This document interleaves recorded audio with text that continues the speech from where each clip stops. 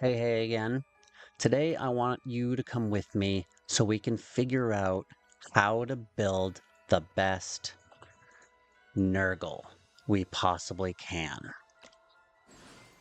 I am determined to prove these tier lists wrong and make this guy useful. Poor little guy. He's a defender, so he really doesn't fit into my whole destroyers only theme, but he's still a villain. He's still a bad guy, so I still let him in sometimes. And I feel bad for the guy. Let's check out his trait first. Let's understand him a bit more. Nergal possesses block. That's 50% chance to face the enemy when taking physical damage from the front or side, decreasing damage taken by 20. Okay. At the end of the turn, he gains shield charge. Shield charge increases block chance to 100. Okay, cool. So that is 100%. When he is attacked from the front or side, he will face the enemy and take less damage. Cool. Lose 1 stack after taking a physical single target attack. And after performing a block, he gains bayonet charge. He increases attack by 10% with the effect doubled against targets with the hangman's mark. Actively attacking removes all stacks. Okay, so after he blocks, his attack is raised. And it's raised even more if they have the hangman's mark, which he can apply with his mark illumination. He can apply it in a straight line of 5, so that's pretty good. Also, any of the other King's Army characters can also apply the hangman's mark. It's a very synergistic team.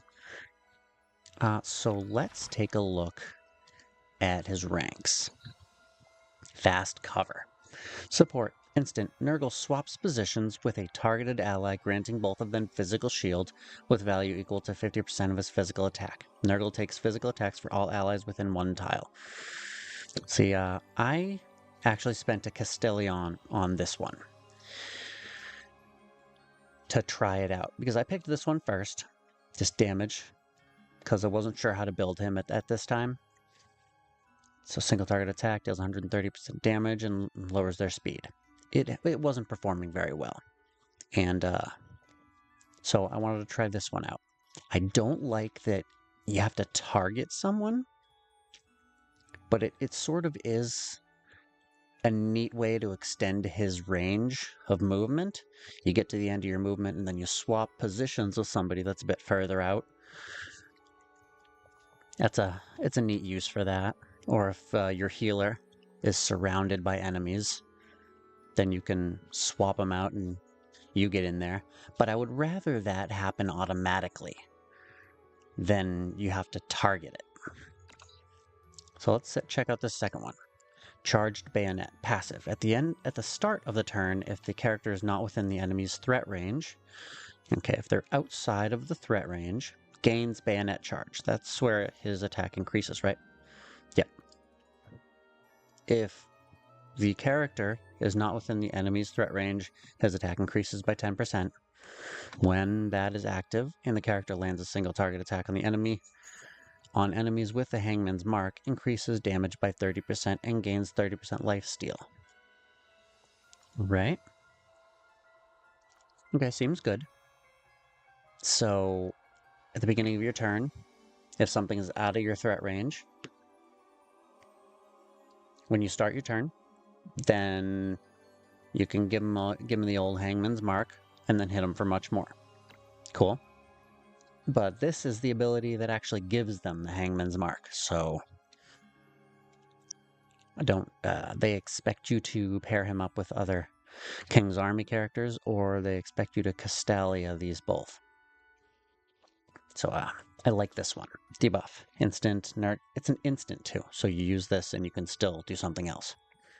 Inflicts the hangman's mark and reduced attack and vulnerable too. That's 20% more damage. That's what that is. Yeah, see? Physical and magical attack. Oh,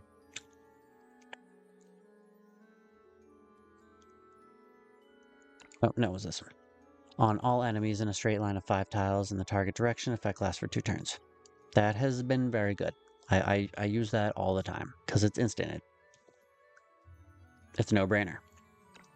Alright, this one, when the character is dying, dodges all single target attacks for 1 turn. This is hilarious when when this guy's surrounded. What you can do is you use the other ability to swap positions with your healer that's surrounded by enemies. And now Nergal is surrounded by enemies, and they're just swinging at him, but he can't be killed because he's spending that whole turn dodging the dying attacks. That's funny. But at the start of turn, he recovers 50% to sort of get back into the game. But it really only saves you for 1 turn. You still have the problem of being surrounded by enemies. He's not counterattacking any of these, which would be much better. I would prefer him to be a counterattack focused. Like, yes, you do the block, but then you also counterattack, so that there's some sort of utility. It just seems like his kit is missing something. Like counterattack.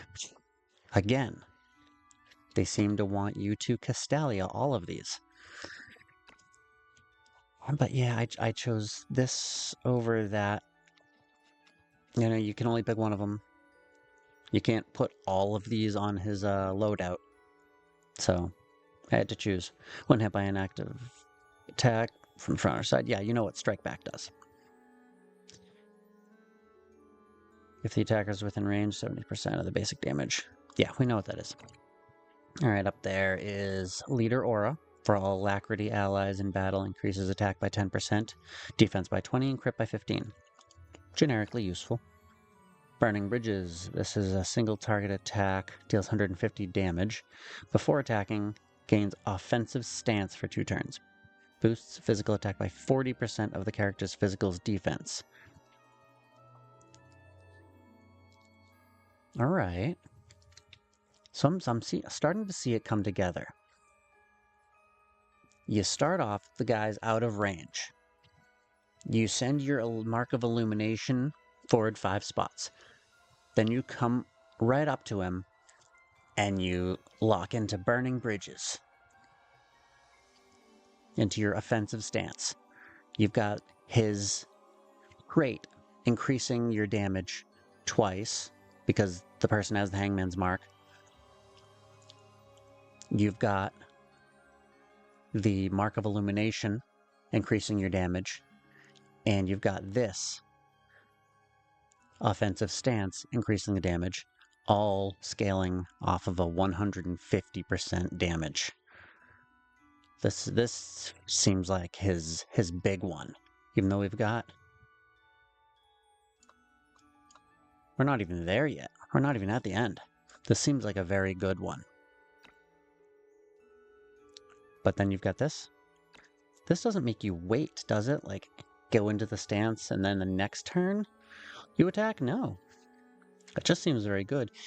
But it takes a lot of setup. You need to make sure that he's got the Hangman's Mark. Ideally, you want to either have blocked right before that, or you want to start the turn outside of his range.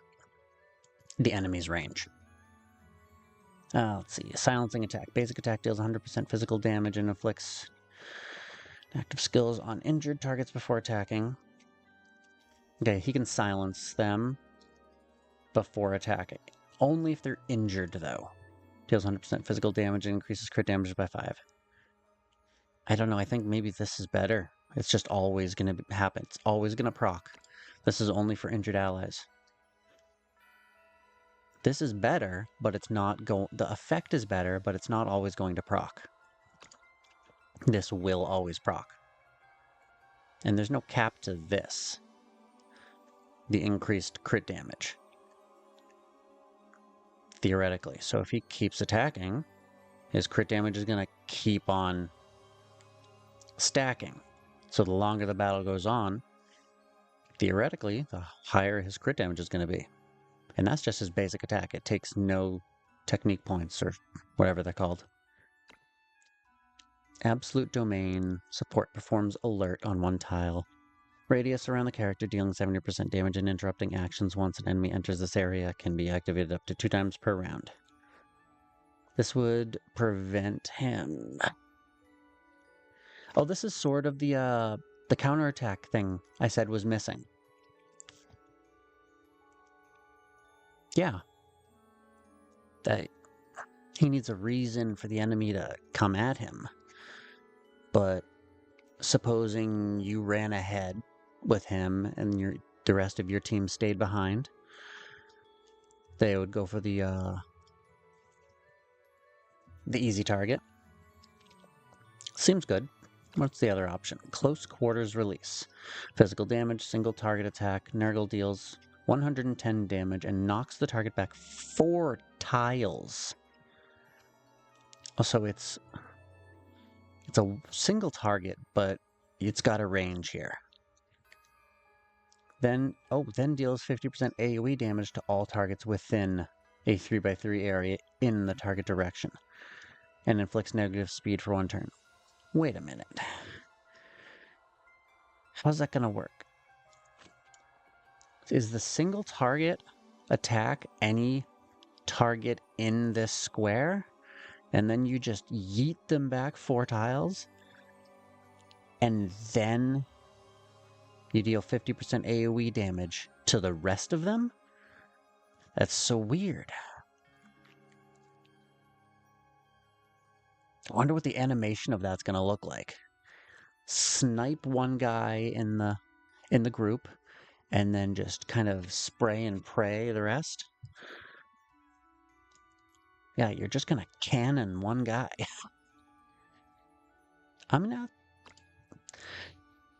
It seems like a lot of his pairings would go well together, which is annoying because it encourages you to use your Castalia.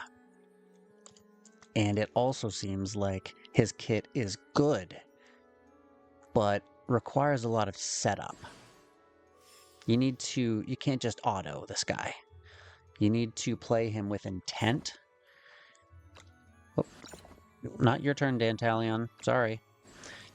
But let's move on to his weapons here. Beheading Machete is not his best in slot. No, I don't have his best in slot. It is... What do we got here? Guardian's Will. Right there. That is the best I have found for him. Suits him perfectly. Coexist Armor is the best trinket I've found for him. Damage taken reduced by 7% when healthy. It's not flashy, but we want to load up. And actually, if you really lean into the counterattack, then I can see this one being better on him. But, generally speaking, Coexist Armor should work. The Terra Whisper is definitely Desire for Temperance. At the start of the battle, gains a physical shield, synergizes with something, equal to 25% of the character's physical attack, plus its magical attack. The shield cannot be dispelled. That's good. Anything that helps his survivability is going to be good. So did we do it? Did we make Nergal good? I think we learned more about him, and we understand him a bit more. I think the next time I go into battle with him, I'm going to be able to perform a little better. But I don't think he's top tier still. And that's unfortunate. Because if you make a defender character, a legendary defender character, he better be better than the free one you get at the beginning of the game, and I'm not sure he's better than Mytha. I'm just not. I don't use Mytha, I refuse to because we got her for free. And I'm just petty like that. But from what I've heard, I'm pretty sure that she's still better than him. But I'm going to keep my little Nergy guy. Well, that's it. Bye-bye.